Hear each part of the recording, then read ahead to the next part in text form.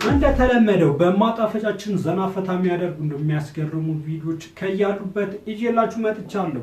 ከእናንተ የሚጠበቀው ቻናሉ ሰብስክራይብ ያደረጋችሁና ቪዲዮ ለሌሎች እንዲደርስ ላይክ ያደረጋችሁት እስከ ቪዲዮ መጨረሻ አብራችሁ መቆየት ነው። በዚህ ቻናል እንግዲህ እንደሚታወቀው ሁለት ፕሮግራሞች ይቀርባሉ። በመጀመሪያው በማጣፈጫችን ዘና ፈታ እንላለን። ከዛ ወደ ሳይዝ ቱር ፕሮግራማችን የምናልፍ ይሆናል። በዛሬው ሳይዝ ቱራችን ወደ ቻይና ተሻግረን እጅግ አስቸጋሪና ከባድ ወንጀሎችን በመፈጸም የሚታወቀው የትሬድ ማፊያ ቡድን እንፈተፍታለን። ከእናንተ የሚጠበቀው ቪዲዮ እስከ መጨረሻ መመልከት ነው። ይመቻችሁ። ሳይዝ ማጣፈጫችን ተጀምሯል። ወደ መጀመሪያው ቪዲዮ እናልፋለን።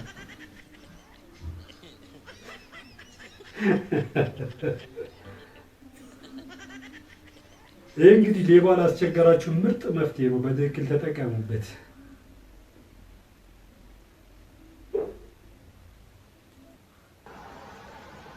መንገድ ላይ የምትሸኑ ሰዎች እንግዲህ መጠንቀቅ አለባችሁ።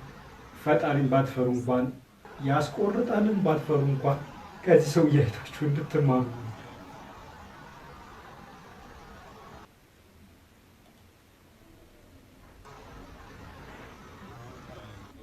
እስቲ አሁን ደግሞ የጃርትና የውሻ ፊልም አይተን እንመለስ።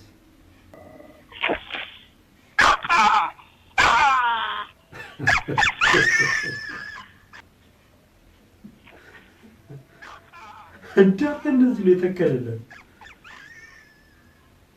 ከዛ በኋላ እንኳን ጃርት አውሬ የተባለ አጠገብ መደርሳት ነው ስለምችል ውሻ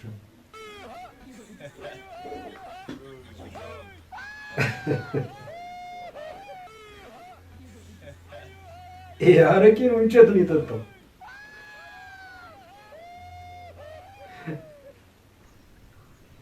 አሺ ፓፓያችን መላጣው አይበላል። ወይኔ ውርደት! ከማይችለው ጋር ከመታገል መጀመሪያ ጥርሱን ቼክ አድርግ።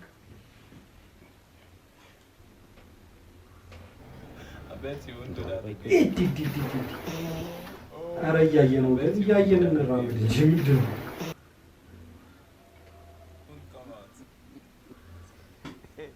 ይህን ሁሉ ተነስተህ ልትስተው ላይ አጉል ቦታው ያው። ኧረ አንዳንድ የአቅማችንን እንወቅ። ጀለስ የሮላንዶ ራሱ እንደዚህ አስቡ።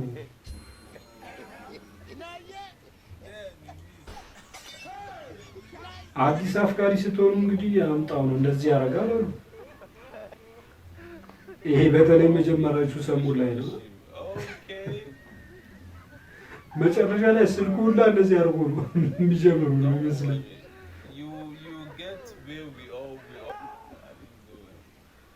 ታዲያ ሌላ ሰካራ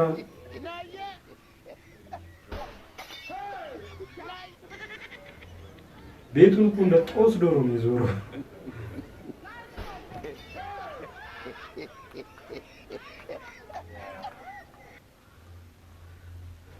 ምን ልትሆን ነው?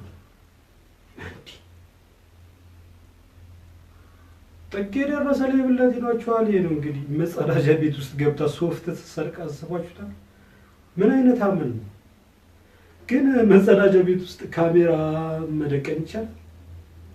አይ ግን እንደዛ ሳይሆን ማለት ሁሌ እየሰረቀች ስታስቸግራችሁ ይመስለኛል። ማን እንደሆነ ለማወቅ እና መገጥሙት ሊሆን ይችላል እንጂ እኔ እንደማውቀው መጸዳጃ ቤት ውስጥ ካሜራ ትንሽ ነው ነገር ይመስል። ግን የሌብነት አመል ምን ያህል ጥግ ድረስ እንደሆነ አስባችሁታል? መጸዳጃ ቤት ውስጥ ገብታ ሶፍትን ያህል ነገር ሰርቃ ስትወስድ። የዛሬ ማጣፈጫችን እንግዲህ ይህን ይመስላል። ማንኛውም ሀሳብ አስተያየት ካላችሁ ኮሜንት ላይ ጻፉልኝ። አንዱም ከተመቻችሁና ዘና ካላችሁበት ላይክ ማድረጋችሁን አትርሱ። አሁን ወደ ቀጥታ ወደ ሳይዝ ቱር ፕሮግራማችን እናልፋለን። በዛሬ ሳይዝ ቱር ፕሮግራማችን ወደ ቻይና ተጉዘን ስለ ትሬድ ማፊያ ቡድኖች እንፈተፍተዋለን ነው የምላችሁ። የትም ሄድ የለም። ትሬድ በ1885 በሰማያት በምድርና በውሃ ህብረት በሚል በቻይና ግዛት ተጀመረ። ሆንግ ኮንግ፣ ማካዋ፣ ታይዋን፣ ደቡብ ምስራቅ እስያ፣ ጃፓን፣ ደቡብ ኮሪያ፣ ሰሜን አሜሪካ፣ ብራዚል፣ አርጀንቲና፣ አውስትራሊያ፣ ኒውዚላንድ፣ ዩናይትድ ኪንግደም፣ ጣሊያን፣ ፈረንሳይ፣ ኒዘርላንድስ፣ ቤልጅየም፣ ስፔን፣ ሮማኒያ፣ ቡልጋሪያ፣ ደቡብ አፍሪካ እና ሩሲያ ድረስ ተሰራጨ። ይታያችሁ እንግዲህ የዚህ የወንጀል ቡድን አቅምና ምን ያህል ሰፊ ስርጭት እንዳለው።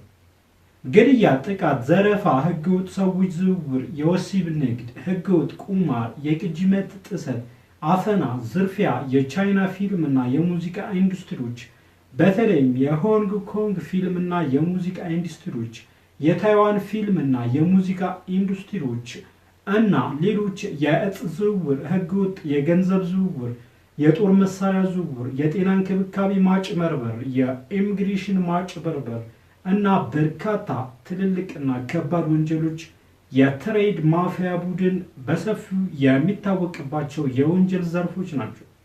ትሬድ እንግዲህ በታላቋ ቻይና ውስጥ የተመሰረተ የቻይንኛ ተሻጋሪ የተደራጀ የወንጀል ማህበር ሲሆን በተለያዩ ሀገሮች ውስጥ ጉልህ የባህር ማዶ የቻይና ነዋሪዎች አሏቸው።